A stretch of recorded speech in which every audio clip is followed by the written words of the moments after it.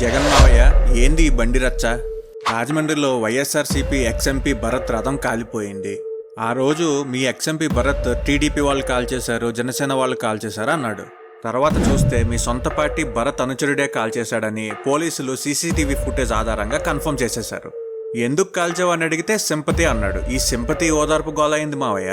ఇప్పుడు ఈ శివాజీ అతను ఒక 6 months నుంచి వైఎస్ఆర్సీపీ పార్టీలో కార్యకర్తగా ఉంటున్నారు. అదేవిధంగా మాజీ ఎంపీ భరత్ గారి యొక్క తండ్రి గారి అయిన నాగేశ్వరరావు గారి దగ్గర ముఖ్యాంశులుగా ఉంటూ most of the time Morgan estate లో పనిచేసేవారు. ఈ శివాజీ వైఎస్ఆర్సీపీ పార్టీకి అదేవిధంగా ఎక్స్ఎంపీ భరత్ రామ్ గారికి సానుభూతి వస్తుంది అనే ఉద్దేశంతో చేశాడని చెప్పి మా ముందు అంగీకరించడం జరిగింది. ఈ పర్సన్ ని జ్యుడిషియల్ రిమాండ్ కి పంపడం కూడా జరుగుతుంది. ఇప్పుడు మళ్ళీ మీ భరత్ వచ్చి నాకేం సంబంధం లేదు, తూచ్ వాడు మావాడు కాదంటున్నాడు.